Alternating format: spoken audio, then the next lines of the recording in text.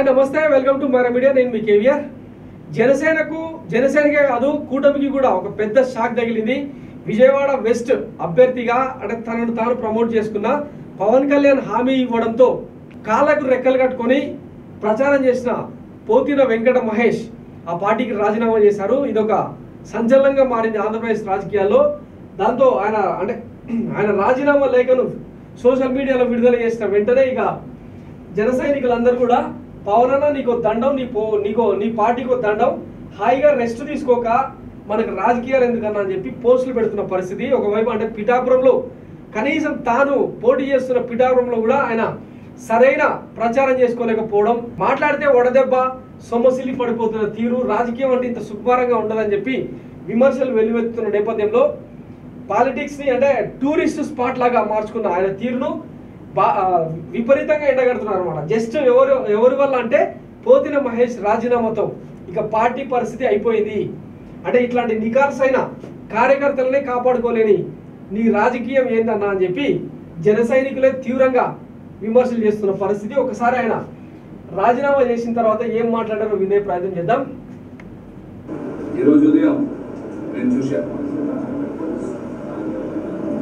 జనసేన పార్టీలో నాకున్న పదవి బాధ్యతలకి క్రియాశీలక సభ్యత్వానికి రాజీనామా చేశాను.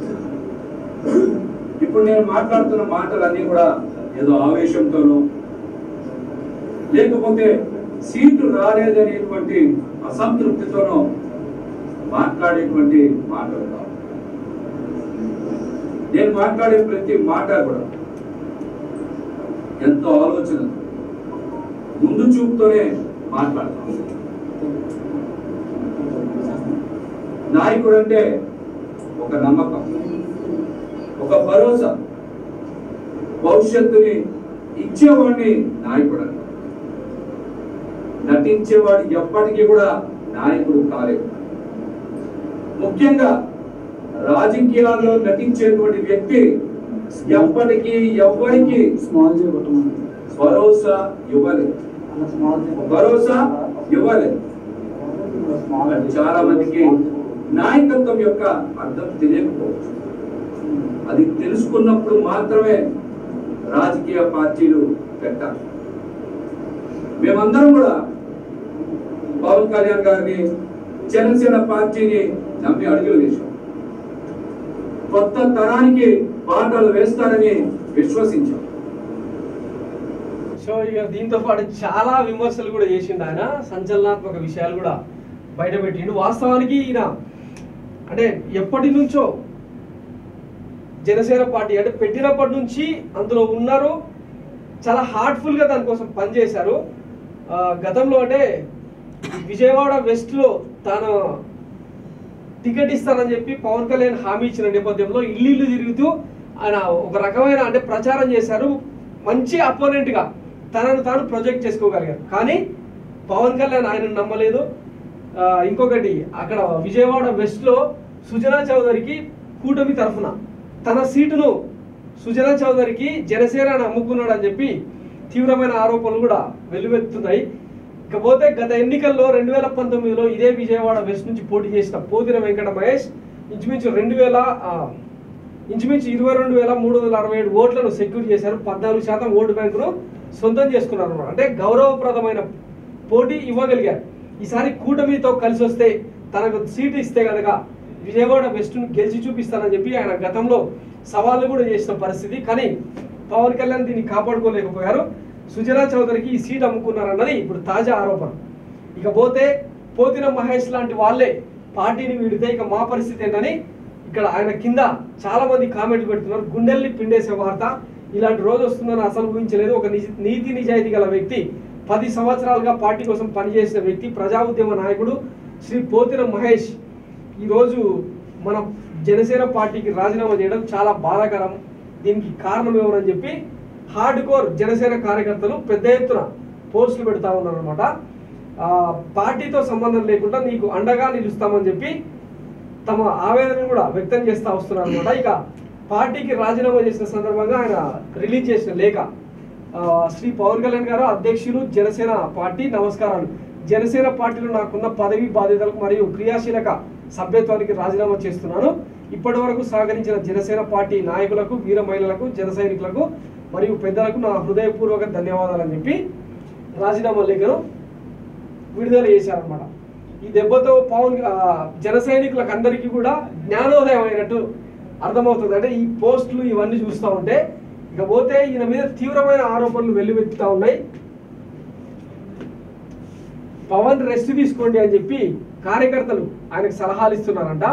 జనసేనని పవన్ కళ్యాణ్ అనారోగ్య సమస్య వెంటాడుతుంది. ఇటీవల పిఠాపురంలో 4 రోజుల పర్యటన నిమిత్తం వెళ్లారు. పాపం ఒకరోజు జనంతో ఉన్నాడు, వెంటనే ఆయనకు జ్వరం వచ్చింది. దీంతో హుటాహుటిన హైదరాబాద్ వెళ్ళిపోయారు. ఆ మరుసటి రోజు మళ్ళీ పిఠాపురం పైన మళ్ళీ సాయంత్రానికి నిన్ను వదలబొమ్మాలి అనే చందంగా జ్వరం ఆయన్ని బాధించింది. మళ్ళీ ఆయన హైదరాబాద్కు వెళ్ళిపోయారు. ఇలా పిఠాపురంలో కనీసం 4 రోజుల పర్యటనను అక్కడే స్థిరంగా ఉండి కొనసాగించలేని దైర్య స్థితిలో ఆయన ఉన్నారు. కీలకమైన ఎన్నికల సమయం కావడంతో జనంలోకి వెళ్ళక తప్పని పరిస్థితి. తెనాలిలో 4 ఏళ్ల మనోహర్ కోసం ఈ నెల 3 నుంచి వస్తారని చెప్పి పెద్ద ఎత్తున ప్రచారం జరిగింది. తీరా బహిరంగ సభ సమయానికి 2-3 గంటల ముందు అనారోగ్య కారణంతో రాలేనట్టు జనసేన అఫీషియల్ వెబ్సైట్లో ప్రకటన విడుదల చేశారనమాట. ఓకే, ఆరోగ్యంగా ఉంటేనే కదా ఏమైనా చేయొచ్చని అంతా అనుకున్నారు. మళ్ళీ 6న ఉత్తరాంధ్ర పర్యటనకు పవన్ వెళ్తున్నారని జనసేన ప్రకటన.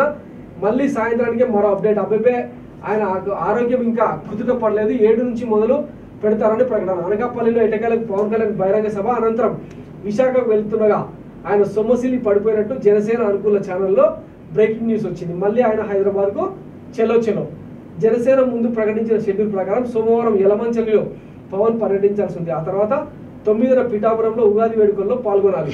సొమ్మసిల్లి హైదరాబాద్కు వెళ్లిన పవన్ ముందస్తు షెడ్యూల్ ప్రకారం కార్యక్రమాల్లో పాల్గొంటారా లేదా అనేది ప్రశ్నార్థకమైంది.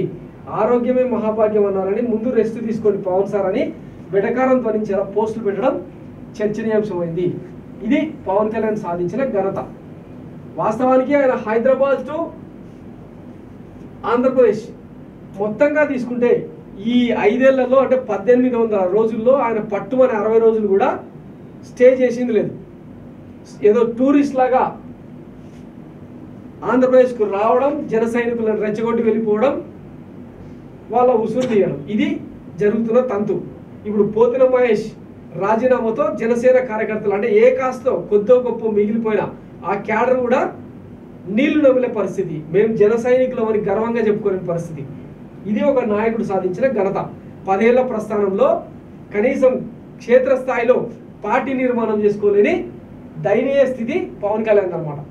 స్వయంగా ఆయనే మనం చూసినాం కదా, ఆ ప్రజాగలం సభలో జెండాలు కలిపే కార్యక్రమంలో ఎంత ఊగిపోతూ చెప్పారో.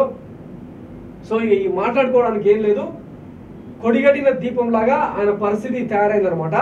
ఇకపోతే రేపు కూటమిలో భాగంగా ఎన్నికల్లో జనసేనాని కార్యకర్తలు మనస్ఫూర్తిగా టీడీపీకి సహకరిస్తారా లేదా అన్నది కూడా డౌటే. ఇకపోతే టీడీపీ జనసేనకి ఇచ్చిన సీట్లు కూడా తీవ్ర వివాదాస్పదం అవుతుంది. మొదట 24 సీట్లు అన్నారు, అవి 21కి కుదించారు. ఇంకా కొన్ని సీట్లలో అభ్యర్థులను ప్రకటించలేదు. ఆ ప్రకటించిన అభ్యర్థులలో కూడా సగానికి పైగా టీడీపీ జెండా మోసిన నాయకులే కావడం జన సైనికులను తీవ్రమైన మనోవేదనకు గురి చేస్తుంది. సో మరి ఈ ఎఫెక్ట్ రానున్న ఎన్నికల్లో ఎట్లా ఉంటుంది? ఇది తుఫానుకు ముందు ప్రశాంతత లాగా కనిపిస్తుందా, లేకపోతే ఓట్లలో ఎట్లాంటి పరిస్థితి? ఇప్పటికే కాపులంతా దూరం అయిపోయిన పరిస్థితి. ప్రభావం చూపిస్తారనుకుంటున్నా గోదావరి జిల్లాలో కూడా నామినల్ అయిపోయిన వాళ్ళు. సో రేపటి ఎన్నికల్లో ఎట్లాంటి ఓట్ షేర్ సాధిస్తారు, ఎట్లాంటి సీట్లు సాధిస్తారు? 98% స్ట్రైకింగ్ రేట్తో సీట్లను కొట్టేస్తామని చెప్పిన పవన్ కళ్యాణ్ మాటలు నిజమవుతాయా లేదా అన్నది వేచి చూద్దాం. Thanks for watching Myra Media. నేను మీ కేవీఆర్. Thank you.